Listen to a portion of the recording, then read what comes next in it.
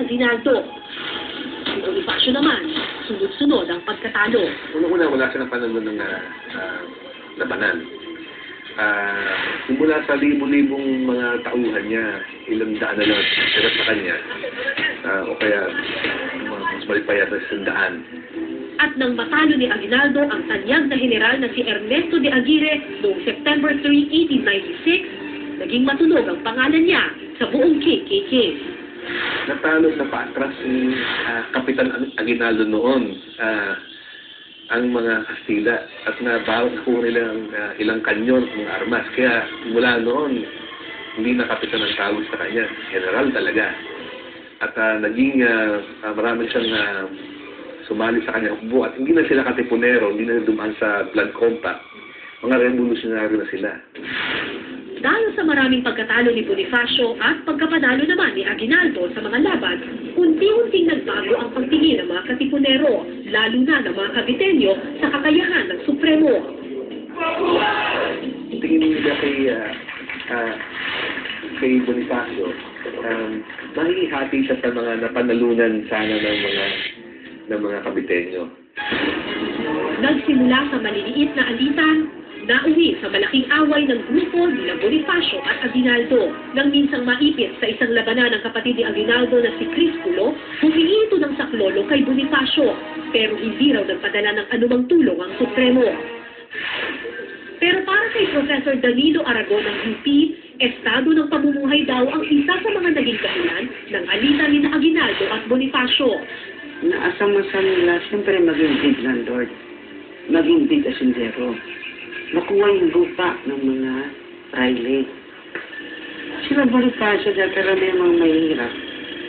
Ang unang-una nga sa isip niya, pagka panalo natin, ipapamahagi natin yung lupa na yan sa mga kasama natin mahirap. At sinatunayan ng kasikayan niya. Pagka panalo nila Aguinaldo, kinuha nila yung mga lupa ng mga Riley para sa sarili nila. Patuloy pang lumaki ang hidwaan ng dalawang grupo. Umabot pa raw ito sa isang duelo sa pagitan ni Bonifacio at Aguinaldo. Ang nakataya ang pamumuno sa Cavite. Kailangan ka bang mamuno rito? Ano ang clout mo rito sa aking lugar? Cavite ito eh. At isang part ka lang ng Cavite, sa may bandang Noveleta, itong kawit. Pero kung gustong mamayani sa buong organisasyon, ibang usapan yan. Nagkalamat ang pagkakaibigan ng dalawang lider. Unti-unti na rin nananalo ang mga Kastila laban sa mga Katipunero. At sa pangambang patuloy na bumagsak ang himagsikan laban sa mga Kastila, nagpatawag ng tulong si Aguinaldo noong December 1896 para resolbahin ang hidwaan sa dalawang grupo. Pareho silang chapter presidents lang. Hindi naman sila magkakaisa. Kailangan nila isang mas mataas na opisyal. So tinatawag nila si Bonifacio para preside ng meeting. Ay yung problema. Pero pagdating ni Bonifacio sa pulong, binago raw ni Aguinaldo ang takbo ng usapan. Dito nabuksan ang usaping buwagin ang katipunan at magtayo ng isang revolutionary government. Ang agenda ay, hindi, mas mahalaga pag-usapan kung dapat magtayo na tayong revolutionary government.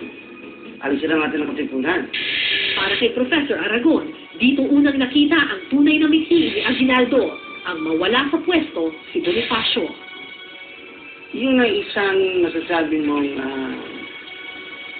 maniubra para matanggal na si Bonifacio sa pwesto. Paano habang andun ang katipunan, hindi siya matatanggal. So, pinalitan nila agenda. Dahil sa kaguluhan, nagsimula ang Tejeros Convention kung saan isinagawa ang isang mahalagang eleksyon. Eleksyong naging simula ng katapusan ng pamumuno ng Supremo.